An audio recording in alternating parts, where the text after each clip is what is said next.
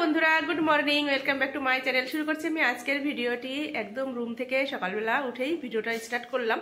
আজকে আমাদের বিদায় নেওয়ার পালা, চলে যাব এখান থেকে, তাই নেপালের রুমের ভিডিওটাই শুরু করলাম। এই যে আমার বর সব গোছানো শুরু করে দিয়েছে, কারণ একটু একটু করে না গুছিয়ে নিলে না আমরা সময়ের সাথে পেরে উঠবো না। আমাদের 12টার সময় ট্রেন রয়েছে, তা আমরা এখন যাবো একটুখানি বাজারে ঘুরতে।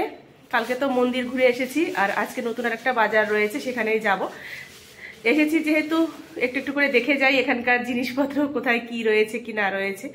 আছে তো অনেক কিছুই, অনেক জায়গায় ঘোরার রয়েছে, কিন্তু সব জায়গায় তো আর আমাদের একসাথে যাওয়া সম্ভব নয়, অনেকটা দূরে রয়েছে। এখানে পাহাড়ও আছে, কিন্তু সেখানে আমরা এখন যেতে পারছি না, কারণ আমাদের সময় কম। আমরা রিটার্ন টিকিট কেটে এসেছিলাম, সেটা যদি না হতো তাহলে হয়তো একদিন সময় নিয়ে আমরা থেকে আরও অনেক জায়গায় ঘুরে যেতে পারতাম, কিন্তু সেটা সম্ভব নয়।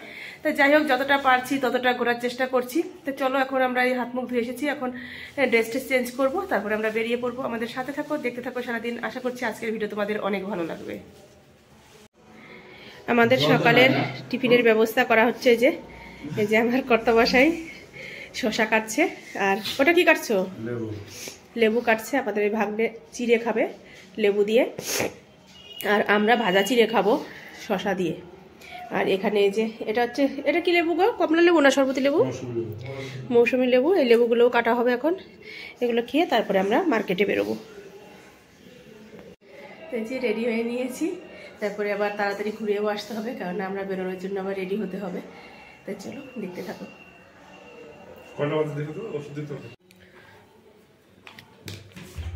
এই যে আমাদের সকালবেলার টিফিন রেডি করা হয়ে গেছে। এখানে শসা, লেবুর রস, লঙ্কা, পেঁয়াজ, বিট নুন আর ছোলা আর বাদাম, এই দিয়ে এখন এটাকে ভালো করে মাখিয়ে নেব। এটাই এখন খাওয়া দাওয়া করব। আর সাথে রয়েছে আমাদের এর মধ্যে চিড়ে ভাজা। আমরা বাড়ির থেকে চিড়ে ভাজা বানিয়ে নিয়ে এসেছিলাম। এর মধ্যেও রয়েছে রসুন, লঙ্কা আর বাদাম, এই দিয়ে চিড়ে ভেজেছিলাম। ট্রেনে বসে খাওয়ার জন্য এখানে মৌসুমী লেবু বের করে নিয়েছি। এটা এখন কেটে পিস পিস করে আমরা রেডি করে রাখবো, তারপরে এটা নিয়ে যাব। তা চলো, আমরা এখন টিফিনটা করে নিই, তারপরে তোমাদের সাথে আবার কথা হবে। আর এখানে কিছু কাঠবাদাম ভিজিয়ে নিয়েছিলাম, সেগুলোই এখন খাবো।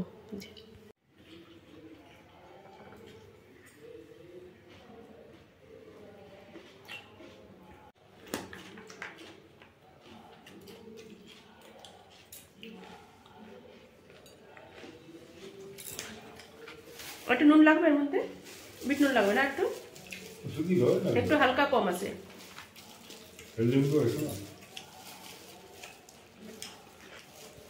এই যে আমরা রুম থেকে বেরিয়ে পড়েছি, এখন চকবাজারে যাব। মর্নিং ওয়ার্কও হয়ে যাচ্ছে, তার সাথে সাথে আমাদের এখন বাজারটাও ঘোরা হয়ে যাবে। আমার কর্তামশাই দেখো আগে আগে হেঁটে হেঁটে যাচ্ছে, আমি ওনাকে ধরতেই পারছি না। দাঁড়াও একটু। এই দেখো,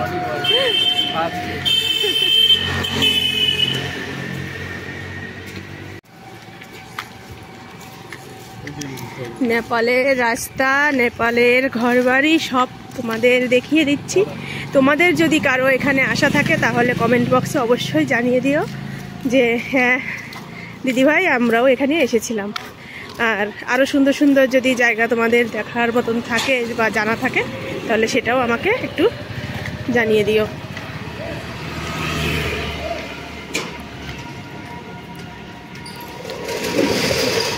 স্টার স্টার করে কি ঝুলিয়ে রেখেছে, হয়তো লাইট, এগুলো রাত্রে লাইট জ্বলবে।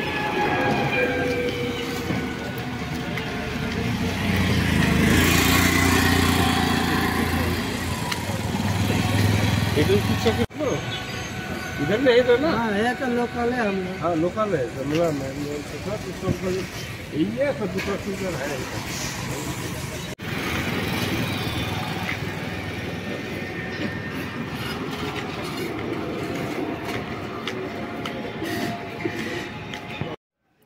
যেই আশা নিয়ে সকালবেলা আমরা বেরোলাম নেপালের মার্কেট দেখব বলে, কিন্তু এখানে এসে দেখছি সেরকম মার্কেট কিছু নেই।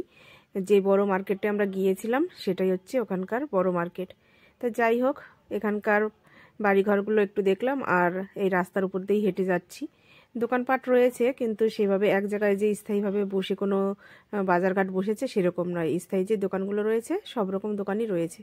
তো যাই হোক, এখান থেকে আমরা অনেকটাই হেঁটে চলে এসেছি। তারপরে আমার বর বলছে চলো আমরা ফিরে যাই, আমাদের আবার যাওয়ার সময়ও হয়ে যাবে। তো আমরা এখান থেকে আবার ফিরেও ঘুরে আসছি। তা আমি দুই সাইড দিয়ে একটু দেখানোর চেষ্টা করছি তোমাদের যে এখানকার ঘরগুলো কেমন হয়।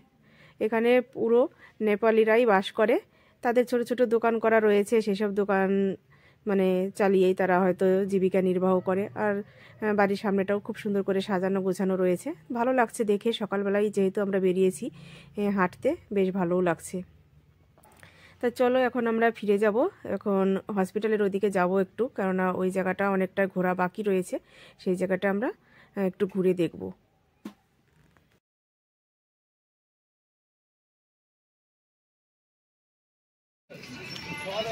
এখানকার পরিবেশটা সকালবেলায় যে দেখছি বেশ ভালো লাগছে, হালকা হালকা দু একটা বাড়ি, খুব ঘনবসতি নয়।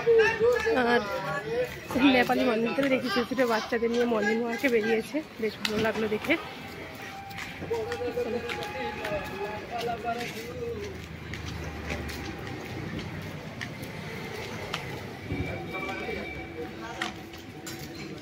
আর আমাদের ওই দুজন তো সামনে এগিয়ে গেছে, আর আমি একটু পিছনে পিছনে হাঁটছি।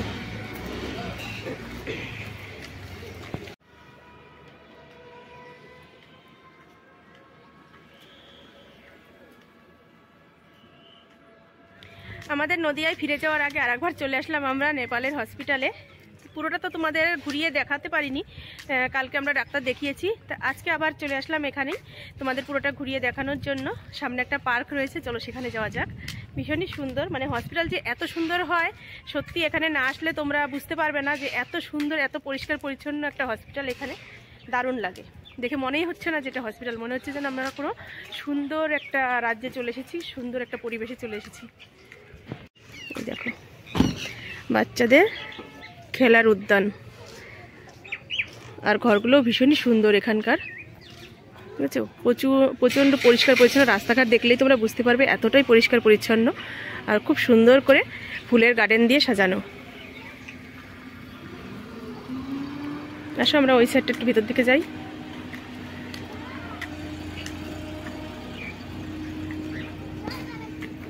ঘরের চালগুলো কি সুন্দর করে করা।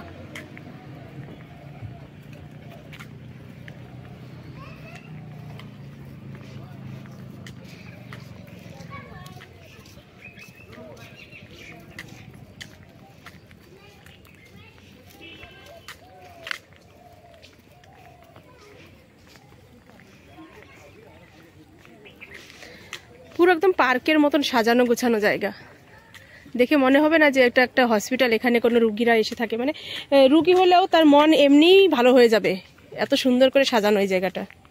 রাস্তাঘাটও খুব সুন্দর। চলো একটু ওইদিকে যাই। ও আমরা যা सकते हैं नहीं ओके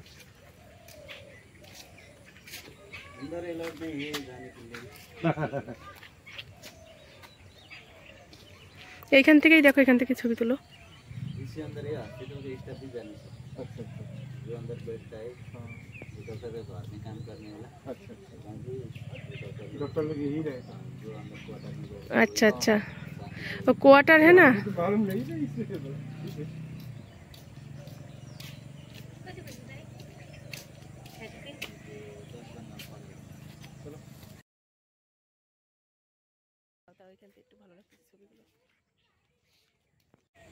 পেছনে আরো অনেক জায়গা রয়েছে, কিন্তু এই ওই সাইডে আমাদের আর যাওয়ার কোনো পারমিশন নেই, কারণ ওখানে সব পুলিশরা, স্টাফরা থাকে, ডাক্তাররা থাকে ওই সাইডে, ওদের কোয়ার্টার। তো চলো আমরা এখান থেকে আবার সামনের দিকে এগিয়ে যাই। এখানে ওই যে বসার বিশ্রামের জায়গা করা আছে, দেখো ওই সাইডটায়।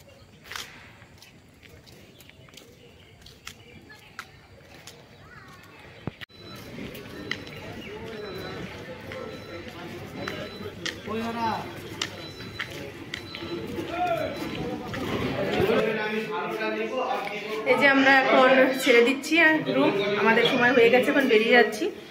আমাদের বেডিং পত্র নিয়ে সবাই বেরিয়ে গেছে, চলো যাই। আর আমাদের ট্রেনও ঢুকে গেছে, দেখো সব ট্রেনের লোকজন এসে চলে এসেছে রুমে। আর আমরা এখন যাব, আমাদের তো টিকিট বুক করাই রয়েছে, তো চলো যাই।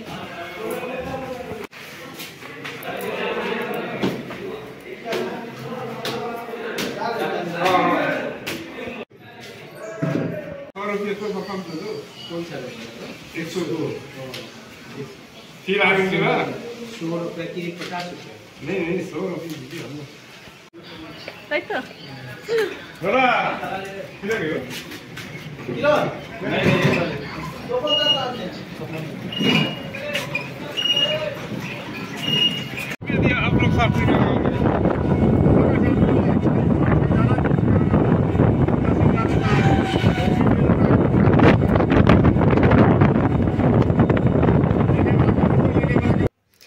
নেপালের স্টেশনে চলে এসেছি আর এখানে এসেই ঘটে গেল একটা বিপদ। এখানকার রেল পুলিশ আমাকে ধরে ফেলেছিল, বলছে যে তুমি ভিডিও শ্যুট করেছো, সেটা ডিলিট করতে হবে।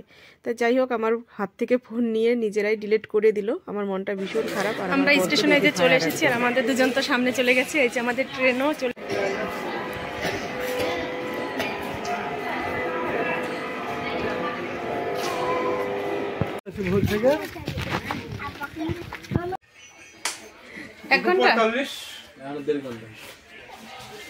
আমরা এই যে ট্রেনে উঠে পড়েছি, এবার বাড়ি যাব।